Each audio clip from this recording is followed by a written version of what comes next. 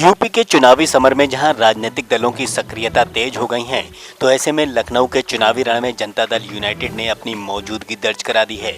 इसी के चलते लखनऊ कैंट से जदयू के प्रत्याशी आशीष सक्सेना से ENI न्यूज संवाददाता आयुष राठौर ने स्थानीय मुद्दों को लेकर खास बातचीत की।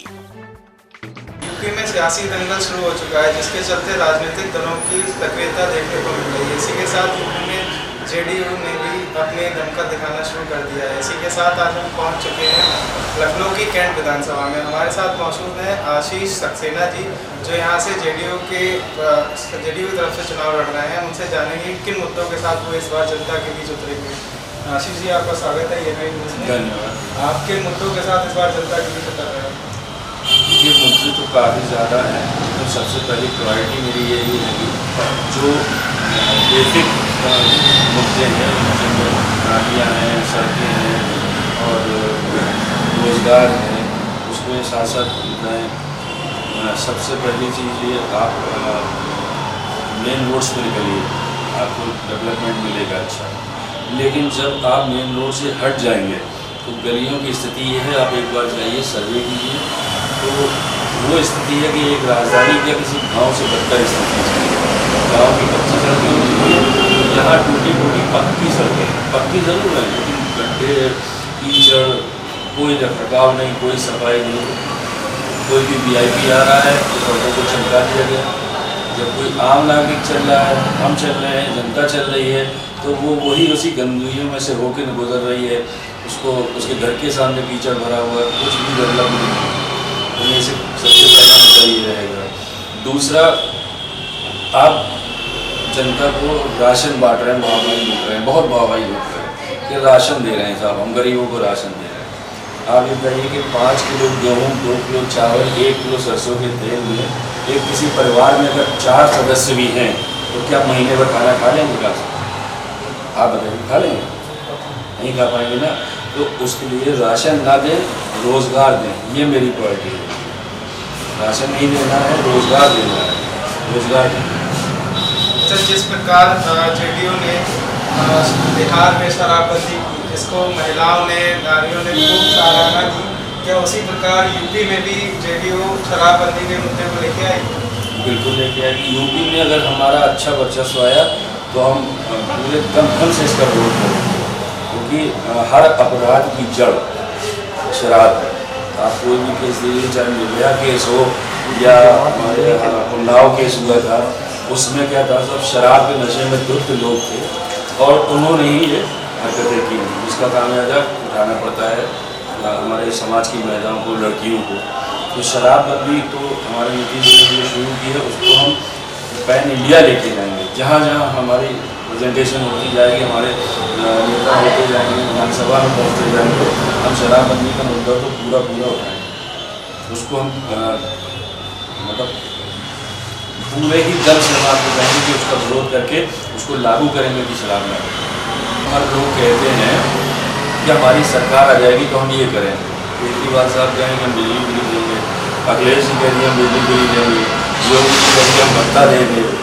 अगर सपोज मैं हूँ इस कैंट विधानसभा से इलेक्शन लड़ रहा हूँ, मैं जीत गया, मेरी सरकार नहीं आई, तो जिस जनता ने हमको वोट दिए हैं, हमको विजयी किया है, उसका काम नहीं होगा। हम तो ये कहने लग जाएंगे कि हमारी सरकार नहीं बनी। मेरा ये रहेगा कि अगर किसी भी तरह से जनता ने मुझे आशीर्वाद दे के विजयी बनाया, तो सरकार बने या ना बने, हम अपने क्षेत्र के लोगों के लिए जो जो उनकी समस्याएं हैं उसको सॉल्व करेंगे, उसको वो समस्या में निकालेंगे। अच्छा, विकास और रोजगार की बात तो हर कोई करता है, आपकी पार्टी इस बार क्या नया है? हमारी पार्टी ने रियल विकास किया है। बिहार का आप लोगों ने 20 साल पहले का इतिहास पढ़ा होगा, जंगल राज्य था। नीतीश जी ने वहाँ जेन्युइन विकास किया, कागजों में विकास नहीं किया। फिर वही बात आ जाएगी लौट के कि अभी गड्ढा मुक्त सड़कों का दिया था योगी जी ने, कि प्रदेश की सारी सड़कें गड्ढा मुक्त सड़कें होंगी। आप देखिए, ये भी आप जाइए मवैया वाले पुल के नीचे निकलना बहुत मुश्किल हो जाता है आदमी का, अगर बरसात में 10 मिनट भी पानी भर जाता है। ये विकास है, राजधानी का विकास है। और मेन रोड से हट के आप गलियों में चले जाइए, आधे घंटे की बारिश में आपको पता लग जाएगा कि कितना बड़ा विकास हुआ है। हमारा विकास कागजों पे नहीं होगा, जब हम उस लायक बन जाएंगे तो कुछ जनता देखेगी कि हमने क्या विकास किया है। कि उसका भी सबसे बड़ा आपको रीज़न बता दूँ, बीजेपी ने कभी काम नहीं किया है पीछे। बीजेपी से सुरेश तिवारी जी लगातार विधायक रहे, रीता बहुगुणा जोशी विधायक रही, मिनिस्टर भी रही, उन्होंने क्या किया ये कुछ नहीं जानता है। कोई उनके पास इस बात का जवाब नहीं है कि आपने क्या विकास किया है। अब जनता हो गई है जागरूक, जनता आपकी जान रहे हैं कि वो पूछेगी जरूर कि आपने पीछे क्या किया है।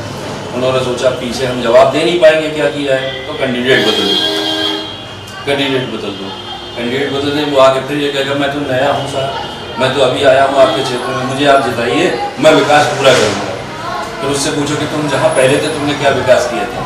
भाजपा की स्थिति इस समय बहुत ज़्यादा बेकार हो गई है, उसके पास जवाब देने को नहीं है कि क्या विकास किया, इसलिए वो हर जगह चेहरे बदल रही है।